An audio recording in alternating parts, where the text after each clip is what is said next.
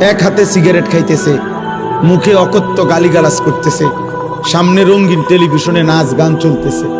মানে এটা যে গুনাহ, বছরের পর বছর তার বিবেকের মধ্যে এতটুকু অনুভূতি হয়। এটা অনেক বড় লানত, অভিশাপ।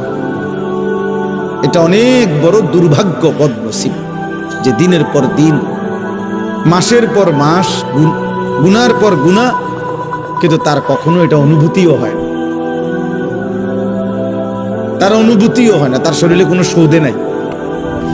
ওই যে সর্দি মারাত্মক হইলে ঘ্রাণ শক্তি কমে যায়, তখন তার আর নাকে সুদ থাকে না। এই গুনাহ আর নাফরমানি যখন বেড়ে যায়,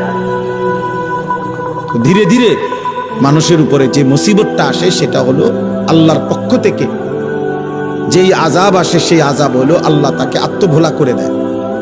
ফাআনসাহুম আনফুসাহুম। এজন্য তাফসীরের মধ্যে আছে, কোন মানুষের উপরে দুনিয়াতে আল্লাহর সবচেয়ে বড় শাস্তি কি?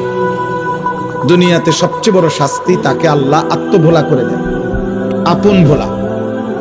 অর্থাৎ সে আর কোনোভাবেই বোঝে না সে কে।